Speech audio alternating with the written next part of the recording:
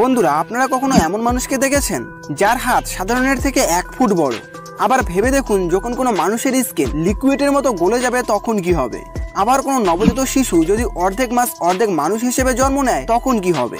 তো ফ্যাক্ট বাস চ্যানেলের আজকের এই এপিসোডে আমরা এই বিশ্ব ব্রহ্মাণ্ডের জন্ম নেওয়া সবচেয়ে অস্বাভাবিক কিছু মানুষ সম্পর্কে বিস্তারিত জানবো। তো বিস্তারিত জানতে হলে ভিডিওটি একটু স্কিপ না করে শেষ অবধি অবশ্যই দেখুন। তো চলুন বেশি কথা না বলে মূল ভিডিওতে চলে যাচ্ছি।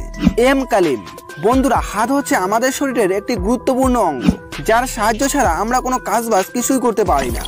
মোস্ট ইম্পর্ট্যান্ট থিংস, আমরা খাবারটা পর্যন্ত খেতে পারি না। বেসিক্যালি একজন ম্যাচিউর পার্সনের হাত 6 থেকে 7 ইঞ্চি, বড়জোর 8 ইঞ্চি পর্যন্ত বড় হয়ে থাকে। কিন্তু আপনারা কখনো 1 ফুট লম্বা বা চ্যাপ্টা হাত দেখেছেন? এই বাচ্চাটির নাম হচ্ছে কালিম, আর ইনি ভারতের ঝাড়খণ্ডে বাস করেন। বাচ্চাটি জন্ম থেকেই প্রোটেথিস নামক রোগে আক্রান্ত। এই রোগের ফলে মানুষের শরীরের বিশেষ কিছু অঙ্গ প্রয়োজনের থেকে 5 থেকে 6 গুণ বেশি বড় হয়ে থাকে।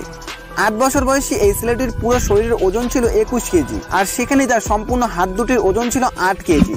এই হাতের কারণে সেলিমকে কোনো স্কুলে ভর্তি নিত না, কারণ তার হাত দেখে স্কুলের বাকি বাচ্চারা ভয় পেত। এমনকি গ্রামের মানুষেরাও তার থেকে দূরে দূরে থাকতো। আর সেলিমের পরিবারের কাছে এতটা অর্থ ছিল না যে তার সার্জারি করাবে। তবে পরবর্তী সময়ে একজন ভারতীয় ডাক্তার বিনামূল্যে তার 2 বার সার্জারি করে দেয়। এরপর তার হাতের কিছুটা পেশি কমে যায়, যার ফলে তার চলাফেরাতে অনেকটা সুবিধে হয়।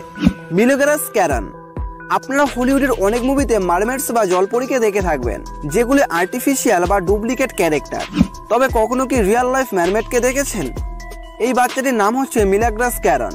বাচ্চাটির উপর থেকে সাধারণত মানুষের মতো হলেও নিচের দিকটা ম্যারমেডের মতো, মানে মাছের লেজের মতো। আসলে বাচ্চাটির যখন জন্ম হয়েছিল তার পা দুটি তখন একসঙ্গে লেগে যায়, আর এটাকে দেখতে জলপরীর মতো লাগে। আসলে বাচ্চাটি ছোটবেলা থেকে মারমেড সিনড্রোম নামক রোগে আক্রান্ত। এই রোগটির ফলে মানুষের 2টি পা একসঙ্গে লেগে যায়। চিকিৎসা বিশেষজ্ঞদের মতো এই রোগে আক্রান্ত বাচ্চারা বেশিক্ষণ বেঁচে থাকতে পারে না। তবে অবাক করার বিষয়, মিলোগ্রাস বর্তমানে স্বাভাবিক মানুষের মতো হাঁটাচলা করতে পারে এবং বেঁচে আছে, কারণ 13 মাসের মাথায় তাকে সার্জারি করে সম্পূর্ণ সাধারণ মানুষের মতো করে দেওয়া হয়। নিক ডিসমার্টসিক। আমরা কম বেশি সবাই জানি, মানুষের যখন বয়স বাড়ে বা বৃদ্ধ হয় তখন তার শরীরের চামড়া ঢিলে হতে থাকে আর চামড়ায় এইরকম ভাঁজ পড়তে থাকে।